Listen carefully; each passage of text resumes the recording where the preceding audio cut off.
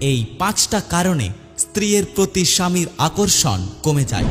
এই 5টা কারণ যদি কোনো স্ত্রীর মধ্যে থাকে তাহলে সেই স্ত্রীর প্রতি স্বামীর কোনো আকর্ষণ থাকে না এবং সংসার জীবনে তাদের কোনো সুখ থাকে না।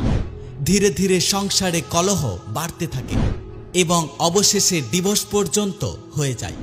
তাই আপনি যদি একজন স্ত্রী হন তাহলে অবশ্যই খেয়াল করে দেখুন এই 5টা গুণ আপনার মধ্যে আছে কিনা, আর যদি থাকে তাহলে আজই ত্যাগ করুন। তাহলে দেখবেন আপনার সংসারে সুখ শান্তি বজায় থাকবে, সংসারে কখনো অশান্তি হবে না। 1. স্বামী যা বোঝায় স্ত্রী যদি তার উল্টোটা বোঝে। অনেক স্ত্রী মনে করে আমি স্বামীর থেকে বেশি জানি, আমি সব জানতা। স্বামী এক বোঝাতে চাইলে স্ত্রী অন্য কিছু বোঝে। এমনকি স্বামীর কথা না বুঝে উল্টে স্বামীকে বলে তুমি যেটা বলছো সেটা ভুল, আর আমি যেটা বলছি সেটাই ঠিক। এই ধরনের ব্যবহার যে সমস্ত স্ত্রীরা করে থাকে তাদের প্রতি স্বামীর কোনো আকর্ষণ থাকে না এবং এই আকর্ষণ কমতে কমতে এমন পর্যায়ে চলে যায় যখন ওই স্ত্রীর সাথে স্বামীর সংসার করার ইচ্ছেটাই নষ্ট হয়ে যায়। তাই একজন স্ত্রী হিসাবে আপনার উচিত আপনার স্বামী যা বোঝাচ্ছে সেটা ঠান্ডা মাথায় বোঝার চেষ্টা করা। 2. যে স্ত্রী স্বামীর মুখে মুখে তর্ক করে। যে স্ত্রী স্বামীর মুখে মুখে তর্ক করে সেই স্ত্রীর প্রতি স্বামীর কোনো ভালোবাসা থাকে না। তাতে স্ত্রী যতই সুন্দর হোক না কেন, যতই আকর্ষণীয় অথবা শিক্ষিত হোক না কেন, স্বামীর রুচি স্ত্রীর উপর থেকে উঠে যায়। এই জন্য আপনাকে অবশ্যই নম্র এবং ভদ্র হতে হবে।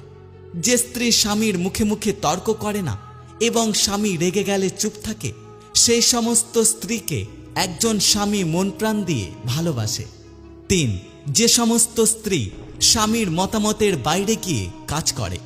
যে সমস্ত স্ত্রীরা স্বামীর কথার অবাধ্য হয় ওই সমস্ত স্ত্রীদের স্বামীরা কখনোই দুচোখে দেখতে পারে না।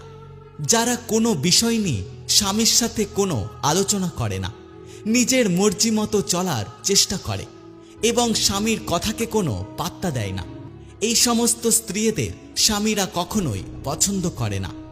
4. যে সমস্ত স্ত্রীরা স্বামীর পছন্দের মূল্যায়ন করে না। অনেক স্ত্রী এমন আছে যারা তাদের স্বামীর কোনো পছন্দের জিনিসকে পছন্দ করে না।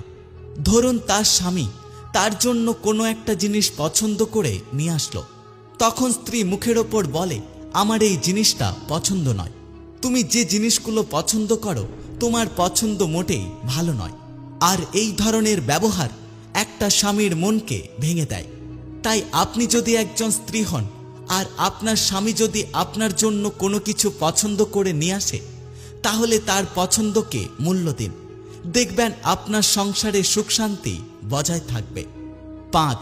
যে সমস্ত স্ত্রীরা স্বামীর পরিশ্রমকে মূল্য দেয় না। অনেক স্ত্রী আছে তারা স্বামীর কাজকে কাজই মনে করে না।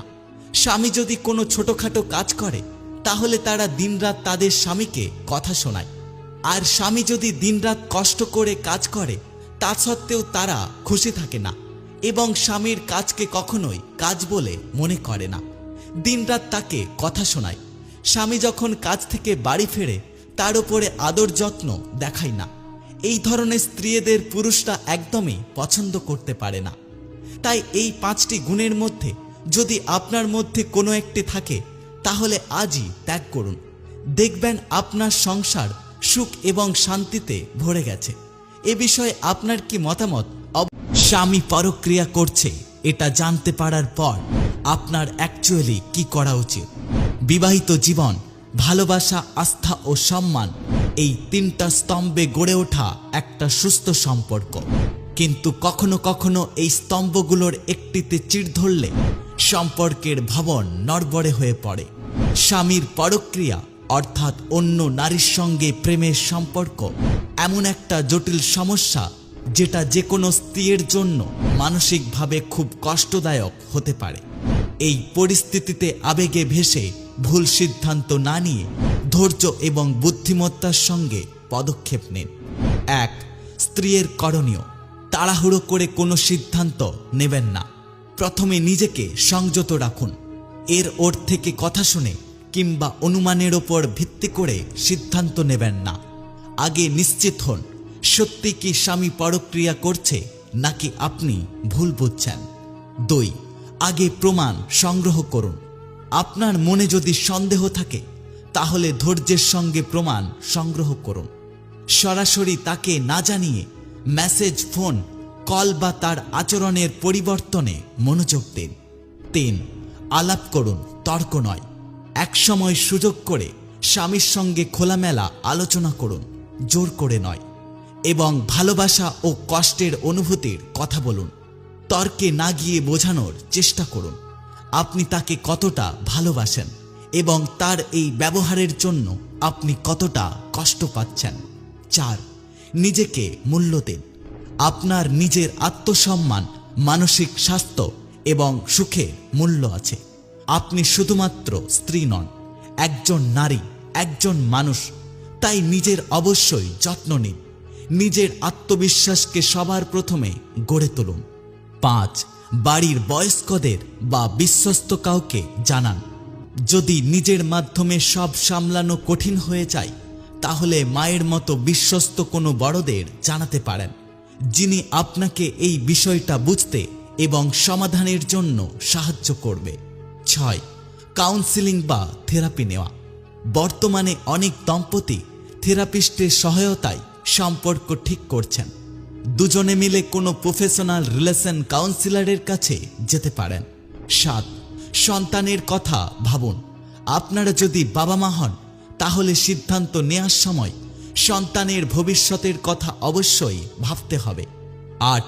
আইনগত দিক নিয়ে চিন্তা করুন। তবে একটা কথা মনে রাখবেন, এটা অবশ্যই শেষ সমাধান। যদি সম্পর্ক আর কোনোভাবেই মেরামতযোগ্য না হয় এবং আপনি নির্যাতনের শিকার হন তাহলে আমাদের দেশের আইন অনুযায়ী আপনি আইনগত ব্যবস্থা নিতে পারেন। স্বামীর পরক্রিয়া আবিষ্কার করাটা স্ত্রীর জীবনে একটা বিশাল মানসিক আঘাত, কিন্তু এই আঘাতে ভেঙে না পড়ে আত্মমর্যাদা বজায় রেখে ধৈর্য ও কৌশলে পরিস্থিতি মোকাবেলা করাটাই প্রকৃত বুদ্ধিমত্তা। সম্পর্ক বাঁচানোর জন্য অবশ্যই চেষ্টা করুন, কিন্তু নিজেকে হারিয়ে নয়। এ বিষয়ে আপনাদের কি মতামত অবশ্যই আমাদের জানিয়ে যাবেন। এই ধরনের শিক্ষামূলক ভিডিও প্রতিনিয়ত দেখার জন্য অবশ্যই আমাদের পাশে থাকবেন। ভালো থাকবেন, সুস্থ থাকবেন। Take care.